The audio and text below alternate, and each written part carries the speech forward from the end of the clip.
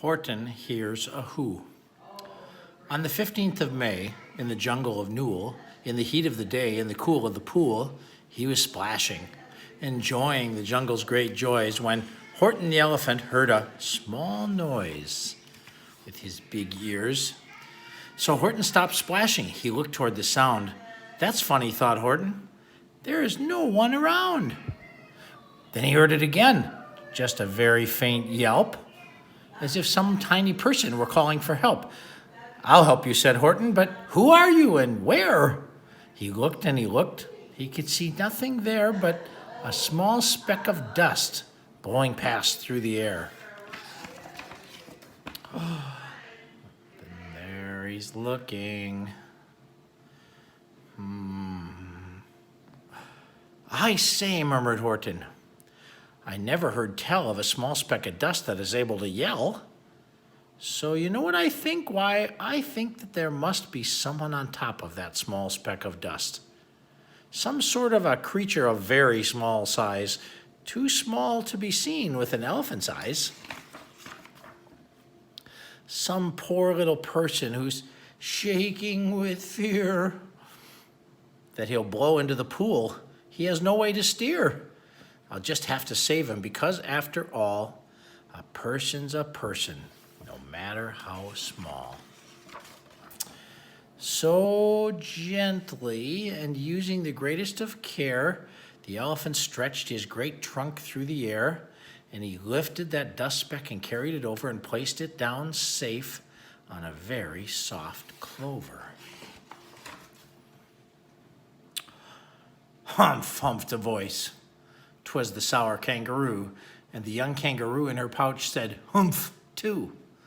Why, that speck is as small as the head of a pin. A person on that? Why, there never has been. Believe me, said Horton, I'll tell you sincerely, my ears are quite keen and I heard him quite clearly. I know there's a person down there, and what's more, quite likely there's 2, even 3, or even 4. Quite likely a family for all that we know. A family with children just starting to grow. So please, Horton said, as a favor to me, try not to disturb them, please. Let them be. I think you're a fool, laughed the sour kangaroo, and the young kangaroo in her pouch said, me too. You're the biggest blamed fool in the jungle of Newell, and the kangaroos plunged into the cool of the pool. What a terrible splashing, the elephant frowned. I can't let my very small persons get drowned. I've got to protect them. I'm bigger than they. So he plucked up that clover and he started away. Through the high jungle treetops, the news quickly spread. He talks to a dust speck. He's out of his head. Just look at him walk with that speck on that flower. And Horton walked worrying, almost an hour. Should I put this speck down? Horton thought with alarm. If I do, these small persons may come to great harm. I can't put it down, and I won't. After all, a person's a person, no matter how small. Then Horton stopped walking. The speck voice was talking, a voice so faint he could just barely hear it. Speak up, please, said Horton, and he put his ear near it.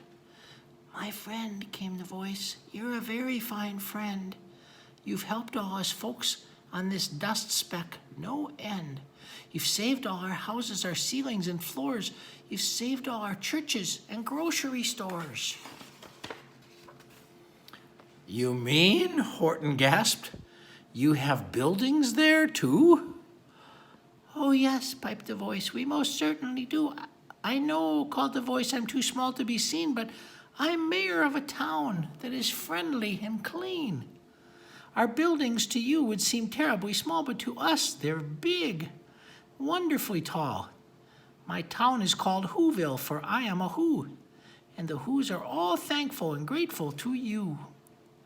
Horton called back to the mayor of the town, well, you're safe now, so don't worry.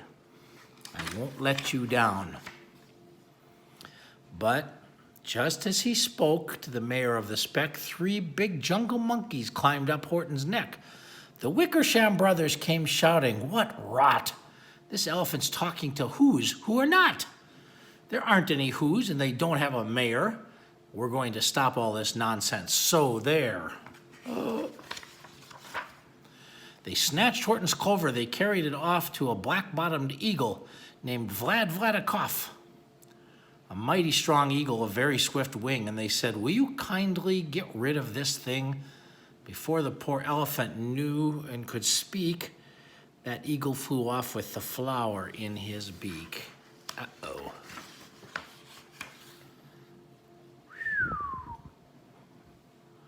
All that late afternoon and far into the night, that black-bottomed bird flapped his wings in fast flight, while Horton chased after with groans over stones that tattered his toenails and battered his bones, and begged, please don't harm all my little folks who have as much right to live as bigger folks do. But as far, far beyond him, that eagle kept flapping, and over his shoulder he called back, quit yapping. I'll fly the night through. I'm a bird. I don't mind it. And I'll hide this tomorrow where you'll never find it. Uh-oh. And at 6:56 the next morning, he did it. It was sure was a terrible place that he hit it. He let that small clover drop somewhere inside of a great patch of clovers 100 miles wide. Find that, sneered the bird.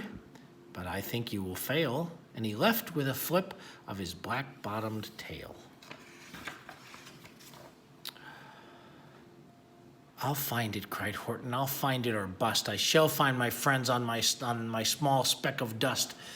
And clover by clover by clover, with care, he picked up and searched them and called, are you there?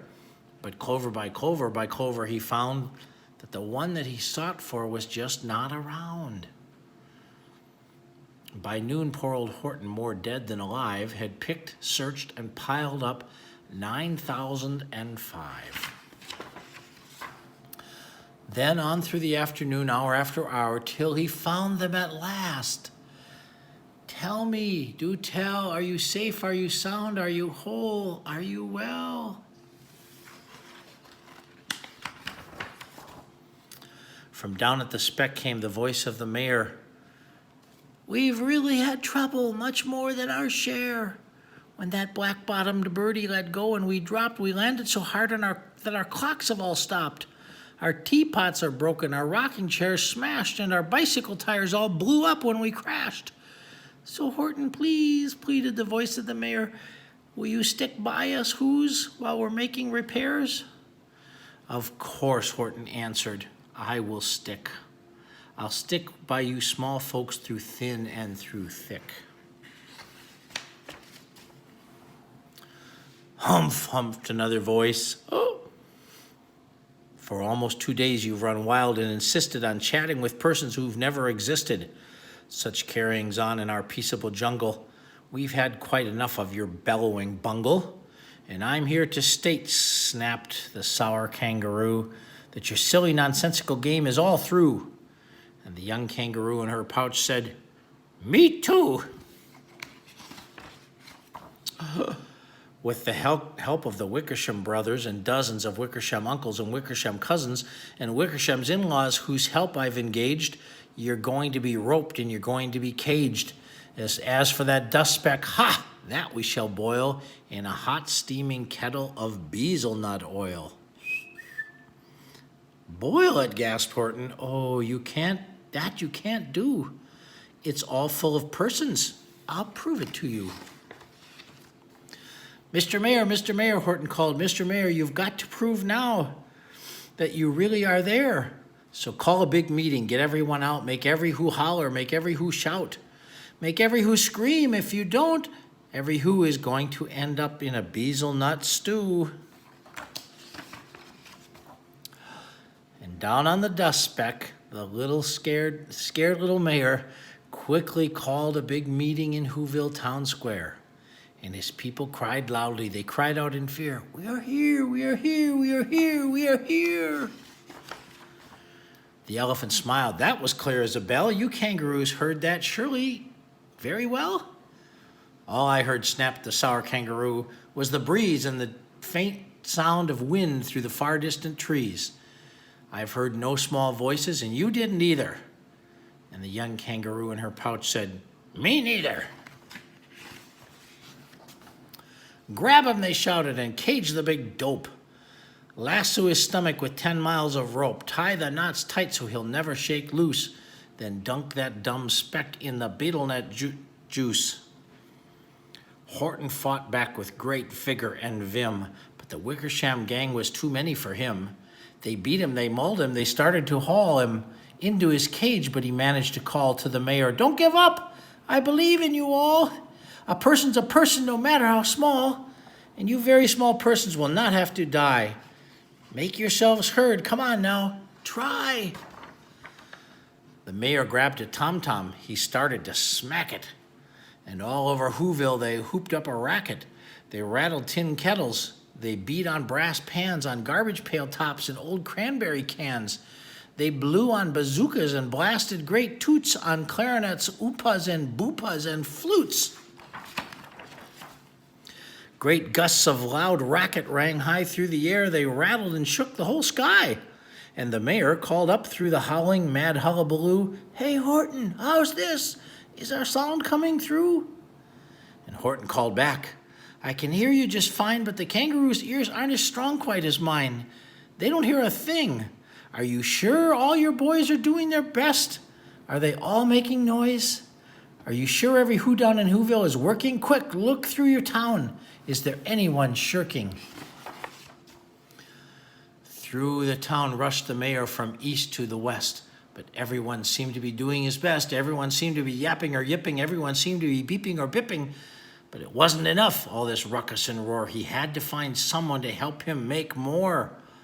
He raced through each building. He searched floor to floor. And just as he felt he was getting nowhere and almost about to give up in despair, he suddenly burst through a door, and that mayor discovered a shirker, quite hidden away, in the Fairfax Apartments, Apartments 12J, a very small shirker named Jojo. Jojo. Not making a sound, not a yip, not a chirp. And the mayor rushed inside and he grabbed the young twerp. And he climbed with the lad up the Eiffelberg Tower. "This," cried the mayor, "is the town's darkest hour, the time for all who have blood that is red to come to the aid of their country," he said. "We've got to make noises in greater amounts. So open your mouth, child, for every voice counts." Thus he spoke as he climbed. When he got to the top, the lad cleared his throat and he shouted out, "Yap!" Whoop.